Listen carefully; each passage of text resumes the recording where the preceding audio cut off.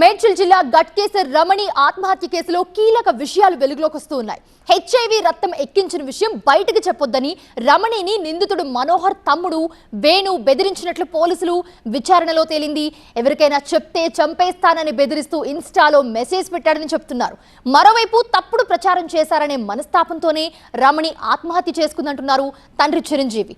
మనోహర్ తండ్రి కూడా హెచ్ఐవితో చనిపోయాడని విషయం తెలిసాక రమణి మనోహర్ ఇద్దరికి హెచ్ఐవి టెస్ట్ చేయించామన్నారు. రమణికి నెగిటివ్, మనోహర్కు పాజిటివ్ రావడంతోనే పెళ్లి క్యాన్సిల్ చేసుకున్నామన్నారు. ఆ కోపంతోనే రమణికి మనోహర్ హెచ్ఐవి ఇంజెక్షన్ ఎక్కించాడంటున్నారు రమణి తండ్రి. ఇదే అంశంపై మరింత సమాచారం మా ప్రిన్సిపల్ కరెస్పాండెంట్ ప్రణీత అందిస్తారు. గట్కేసర్ రమణి మనోహర్ ఎపిసోడ్ గురించి అందరికీ తెలిసిందే. మనోహర్ రక్తం ఎక్కించిన తర్వాత పోలీసులకు ఈ విషయం తెలవడం, ఆ తర్వాత పోలీసులు మనోహర్ని అరెస్ట్ చేయడం, ఆ తర్వాత కొద్ది రోజులకి రమణి కూడా ఆత్మహత్య చేసుకొని చనిపోయింది. అసలు రమణి ఎందుకు ఆత్మహత్య చేసుకోవాల్సి వచ్చింది? రమణి చనిపోయే ముందు కానీ వీళ్ళ పేరెంట్స్ ఏమైనా డిస్కస్ చేసిందా? మనతో మాట్లాడేందుకు రమణి వాళ్ళ ఫాదర్ ఉన్నారు.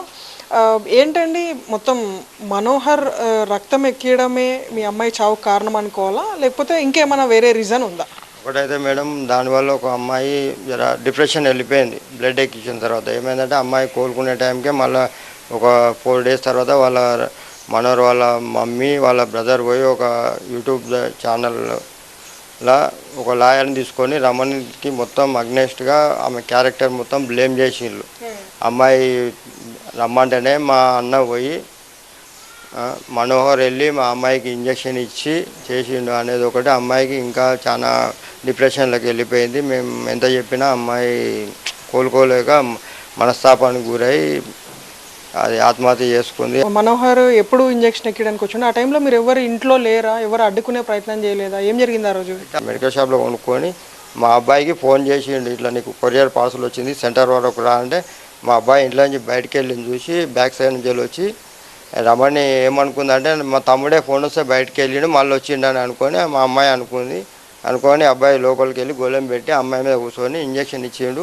ఎవరికైనా చెప్తే మీ మమ్మీ డాడీ చెప్పినా చంపేస్తా నిన్ను, ఎవరికి చెప్పొద్దు అని చెప్పడంతో మా అమ్మాయి మనస్తాపానికి గురై వాళ్ళ మనోహర్ వాళ్ళ మమ్మీకే ఫోన్ చేస్తే వాళ్ళు 2 days వరకు అమ్మాయికి ఇట్లా ఏం చేయకు చెప్పకు అని అమ్మాయిని బెదిరించడం జరిగింది. 2 days తర్వాత ఏమన్నా బాడీలో సిమ్టమ్స్ ఏమైనా తెలిసినాయా?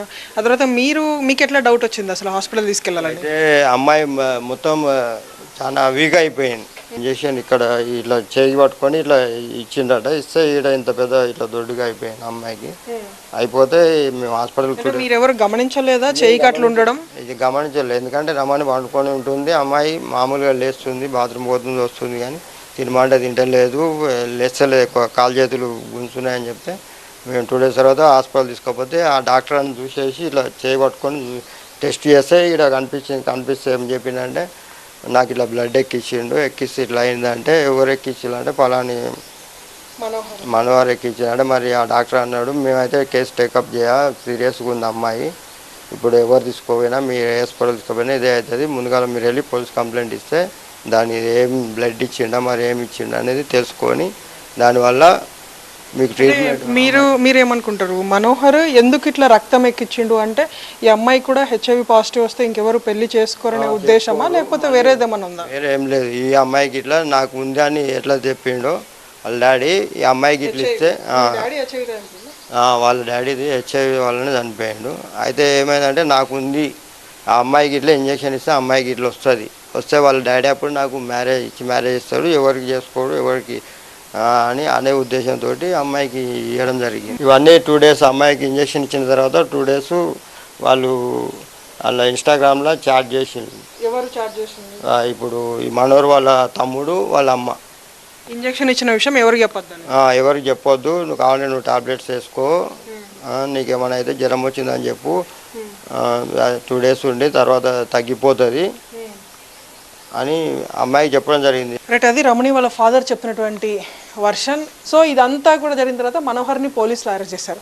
మనోహర్ అరెస్ట్ తర్వాత కొంత సోషల్ మీడియా రమణి గురించి ఇష్టం వచ్చినట్లు ప్రచారం చేయడం వల్ల తను మనస్తాపానికి గురి అయ్యి ఈ విధంగా ఆత్మహత్య చేసుకుందంటే కూడా రమణి వాళ్ళ ఫాదర్ చెప్పినటువంటి వర్షన్. విడుదల సురేష్తో గట్కేసర్ నుండి ప్రణీత, TV9.